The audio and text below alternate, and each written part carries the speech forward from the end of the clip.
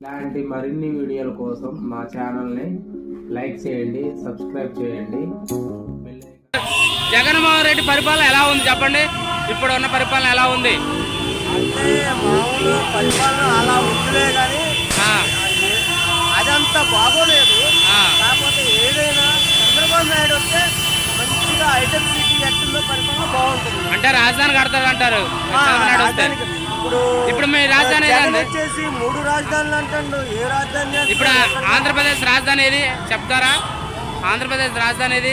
గుంటూరు చేస్తున్నాడు. చంద్రబాబు నాయుడు వస్తే మాత్రం రాజధాని అమరావతి రాజధాని అయితే చంద్రబాబు నాయుడిని ఒక్కసారి ఓటేసి గెలిపిస్తే మాత్రం కంపల్సరీ రాజధాని చేస్తాడు. ఈ సీఎం గారు 3 రాజధానులు కడతా అంటాడుగా.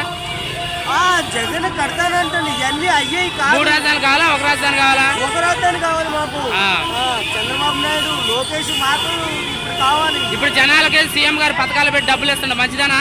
అది డబ్బులు అది పథకాలంటే ఇప్పుడు మొత్తం దేశాన్ని మొత్తం అమ్ముకునేటట్టే ఉంది. మొత్తం భారం పడుతుంది. ఇప్పుడు దేశాన్ని అంటే రేట్లు పెరుగుతున్నాయా? కరెంటు బిల్లు పెరుగుతుంది అంటారా? కరెంటు బిల్లు రేట్లు పెరుగుతున్నాయి, అన్ని పెరుగుతున్నాయి. అన్ని మన మీదనే పెడుతున్నా, మనకే ఇస్తాను. ఇలా మంచిది కాదంటారా? ఇది మంచిది కాదు. కరెక్ట్. ఈ గవర్నమెంట్ లో నిరుద్యోగులకు ఉద్యోగాలు ఉన్నాయా? అసలు ఏది ఒక్క ఉద్యోగం రాదు. జగన్ వచ్చిండు, నీకు బట్టలు నొప్పుతున్నాడు. వాలంటీర్ జాబ్లు ఇచ్చాను నేను, 2 లక్షల దాకా వాలంటీర్ జాబ్లు ఇచ్చాను అంటానుగా. ఏది అసలు ఒక్కడు కూడా రాలేదు. ఒక్క జాబ్ కూడా ఇచ్చినాడు కాదు. మళ్ళీ ఆయనే గెలిచే వారికి దేశం మొత్తం నాశనం అయిపోయింది కూడా. ఎవరు ఉండవు, ఒక్క చెట్టు కూడా ఉండదు. చెట్లు ఎండిపోయినాయి, ఇంకా ఎండిపోతాయి. పూర్తిగా మంచినీళ్ళు లేవు. అసలు సభలో అంటే లేదు. మొక్క చక్క అంటాడు, ఒక్కదే బట్టలు అంటాడు. ఇవన్నీ మాయమాటలు చెప్పి నెత్తి మీద చేసి 40 సంవత్సరాలు ఎరికిపోయింది మన దేశం. ఆయన మీద రాయి టీడీపీ వేసారంటున్నారు.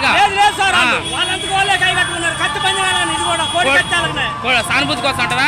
లేదు కోడి కత్తి వల్ల ఇది కూడా చేస్తే మళ్ళీ నెత్తి మీద చేయి పెట్టచ్చు. ప్రజలు మొత్తం నా చేతిలో ఉన్నట్టుగా ఇప్పట్లో చెప్తున్నాను. కానీ దీంట్లో అసలు ఏమీ లేదు. నేను మన దేశంలో ఉండకూడదు.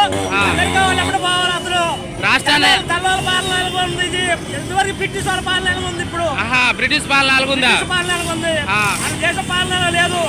ఆంధ్రప్రదేశ్ పాలన కాదే కాదు. ఇది సీఎం 10 మేలు జరిగింది, 10 పథకాలు వచ్చా అంటాడుగా. అసలు లేదు సార్.